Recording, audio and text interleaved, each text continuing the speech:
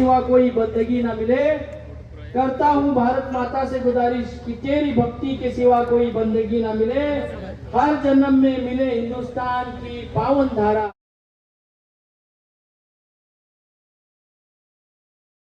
रत्नागिरी जिल्ह्याचे भाग्यविधाते व आमचे पालकमंत्री, लाखों युवाओं के दिलों की धड़कन, हमारे मेहमान खुसूसी डॉक्टर उदयजी सामंत साहब का इस आग्रहावरती आलेली आहे आणि या ठिकाणी या टीमला शुभेच्छा।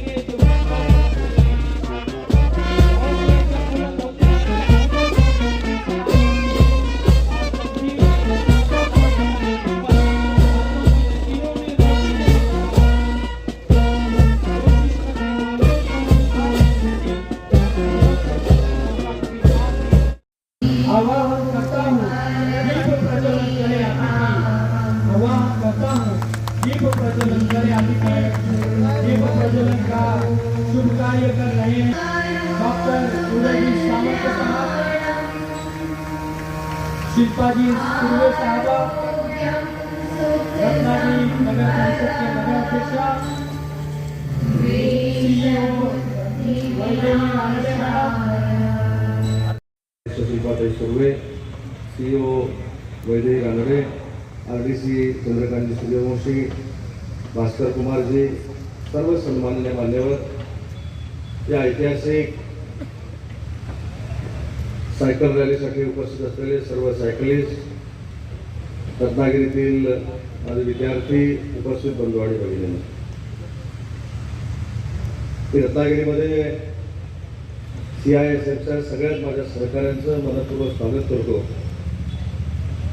आणि आपला समुद्र किनारा सुरक्षित ठेवण्यासाठी काश्मीर ते कन्याकुमारीपर्यंत काढलेल्या सायकल रॅलीला देखील मनापासून शुभेच्छा देतो। सकाळी येईपर्यंत नक्की कार्यक्रम कसा आहे मला माहीत नव्हतं। मला असं वाटत होतं की आमच्या नेहमीच्या राजकीय पेहरावामध्ये त्या कार्यक्रमाला जायचं आहे, पण माझ्या सहकार्यांनी सांगितलं की नाही, आमच्या राहुल कुमारजींनी काही ड्रेस कोड केला है, आपने कुछ ड्रेस कोड बनाया है हमारे लिए, मेरे लिए, SP साहब के लिए। ट्रॅक पॅन्ट आणि टी-शर्ट मध्ये आणि जॅकेट मध्ये जायचं मला सांगितलं। ट्रॅक पॅन्ट मला बसली, पण जॅकेट SP साहेब तुमच्या मापाचं मला पाठवलं होतं, म्हणून माझं मला जॅकेट घालून यावं लागलं। तर मला विद्यार्थ्यांना आज या कार्यक्रमाच्या निमित्तानं अजून एक विनंती करायची आहे की CISFचं नक्की काय काम असतं ते कधीतरी आपण देखील समजून घेतलं पाहिजे, आम्ही देखील सगळ्यांनी समजून घेतलं पाहिजे। देशाच्या संरक्षणासाठी असलेले जवान आणि आयत्या वेळी संरक्षणासाठी असलेला फोर्स। आताच मला राहुल कुमारजी सांगत होते की रात्री 4 वाजता फोन येतो की सकाळी काय कारवाई करायची आहे, पण सकाळची वेळ दिली जाते, पण कारवाई कुठे करायची आहे ती गेल्यानंतरच आपल्याला कळतं। एवढी देशाच्या निमित्तानं सुरक्षा ठेवण्याची जबाबदारी या CISF वर आहे। आपण मोठमोठ्या एअरपोर्टवर गेल्यानंतर त्या विमानतळाची पूर्ण सुरक्षा या सगळ्या यंत्रणेवर असते आणि म्हणून जसा देशाच्या सीमेवर सैनिक काम करत असतो तसं देशाच्या अंतर्गत फार मोठी सुरक्षा देण्याचं काम CISFच्या मार्फत होतं आणि CISFच्या मार्फत आपल्या देशातला पूर्ण समुद्र किनारा हा सुरक्षित राहिला पाहिजे आणि त्याच्यामधला अवेअरनेस प्रत्येकाला कळला पाहिजे। या भावनेतनं 130 सायकल चालवणारे CISFचे अधिकारी आज रत्नागिरीमध्ये आले। मी या ठिकाणी रानडे मॅडमना आणि विशेषतः शिल्पाताईंना सांगू इच्छितो की आम्ही भाषणामधनं कायम सांगतो की महिलांनी देखील पुरुषांच्या खांद्याला खांदा लावून काम केलं पाहिजे, पण हे उदाहरण जर महाराष्ट्राला आणि देशाला द्यायचं असेल तर आता आलेल्या सायकलिस्ट पैकी 65 या महिला भगिनी आहेत, हे आपण महाराष्ट्राला सांगितलं पाहिजे। की गेले 3-4 दिवस त्यांचा डाएट कसा असतो, ते काय खातात, काय नक्की जेवणार आहे याची चौकशी केल्यानंतर आता त्यांनी 1400 किलोमीटरचा टप्पा गाठलेला आहे.